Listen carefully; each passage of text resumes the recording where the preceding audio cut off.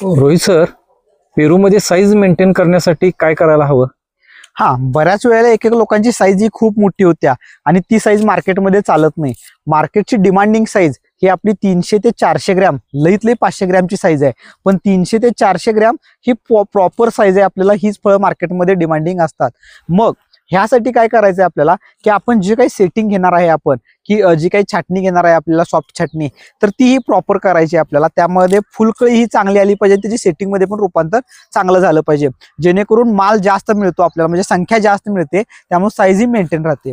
पण काही वेळेला काय होतंय की कुठल्या ना कुठल्या कारणामुळं आपल्या फ्लॉवर ड्रॉपिंग होतं, फळ ड्रॉपिंग होतं आपल्याकडं, आणि संख्याही कमी राहते. जर का आपल्या झाडाला संख्या कमी असली, झाडाकडे स्टोरेज कमी असलं, तर त्या क्षणी आपण वॉटर सोल्युबलचा डोस आहे हा एकर वाईज न घेता, आता काय करतोय बऱ्याच वेळा की आपण कॉमन शेड्यूल फॉलो करायला बघतो आपण, तर तसं न करता आपल्या झाडाला संख्या किती आहे, किती फोम बसलेले आहेत, त्या हिशोबानं आपल्या वॉटर सोल्युबल डोसचं कॅल्क्युलेशन करणं गरजेचं आहे. आणि तीच प्रॉपर साईज 300 ते 400 ग्रॅमची मार्केटमध्ये नेणं हे खूप फायद्याचं आहे आपल्यासाठी.